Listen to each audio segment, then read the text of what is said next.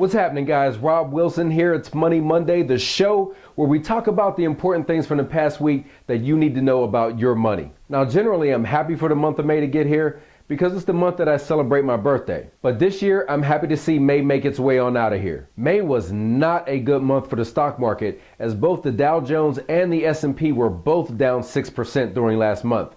The last time that's happened, January 1968. The NASDAQ had its worst month in 2 years, as it was down 7% in May. And I'm sure the fact that Facebook stock price is down 27% from its IPO didn't help that situation at all. You guys are not hitting the like button on those shares right now. Unfortunately, a lot of that sentiment has spilled over into the 1st of June, as last Friday the Dow Jones had its worst day of the year, following by 275 points, and effectively finished to help erase all of the gains that we had made up to that point in 2012. But I know the million-dollar question that all you guys are asking is, hey Rob, why is this happening? Well, here's the thing. While investors sell stocks for many different reasons, if you're going to be serious about investing your money in the market, you're going to have to realize that there are some things that the market likes.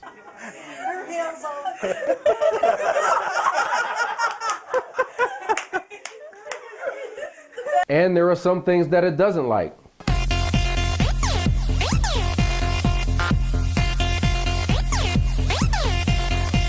Now, one of the things that the market really likes is when you guys go out and spend money. We go to lunch now. Hey, everybody, anybody want to go to lunch? I'm buying.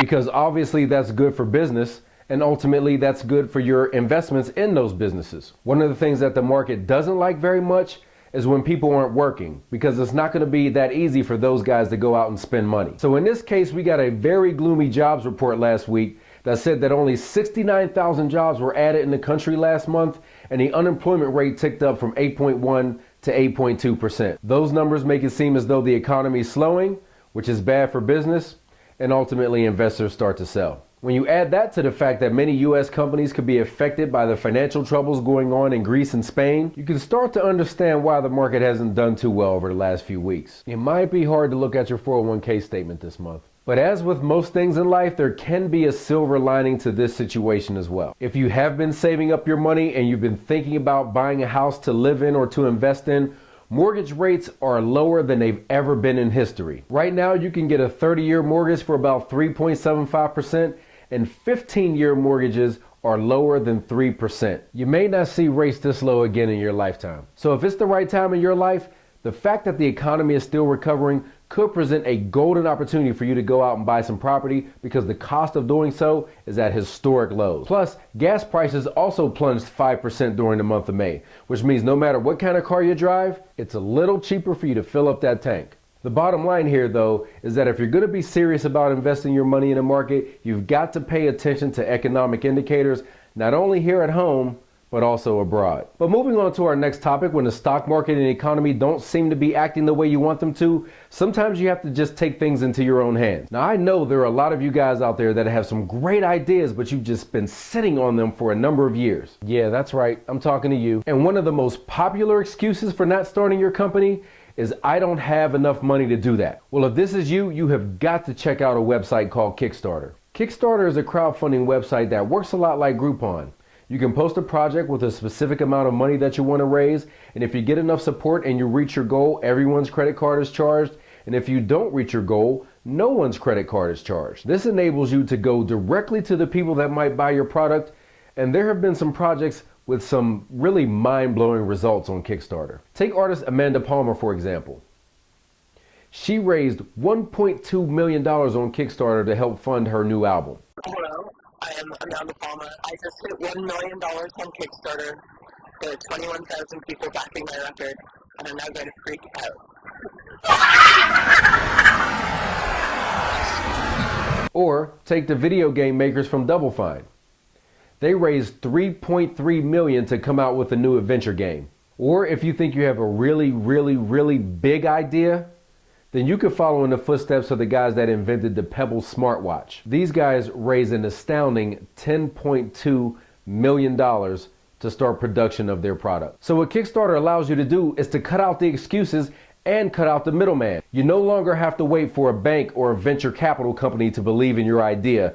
You can go straight to your customers yourself. Bottom line here is that it's time to get those ideas out of your head and off the shelf and into the real life.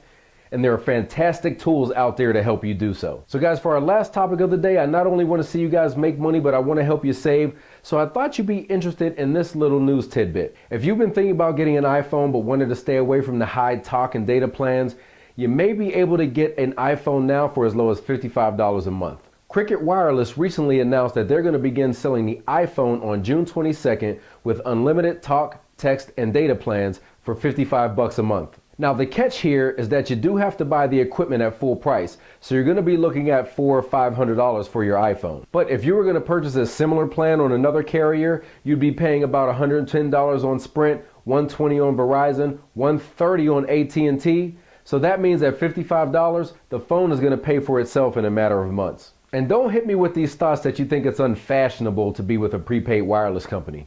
I bet you guys probably didn't know that Sprint owns Boost Mobile. Sometimes identical products are packaged in a different way so that you can be charged at different price points. So I necessarily wouldn't be worried about the quality here, but you'll have to try it and make sure it works for you in your own market. Well guys, that's about it for me on this Money Monday. If you enjoy learning more about your money every week, don't forget to subscribe to my channel right here. And if you know someone that could use a little help with their financial literacy, don't forget to like, favorite, and share this video. And maybe your friends will get a little smarter. But until next time guys, you get back to work and I'll see you next week.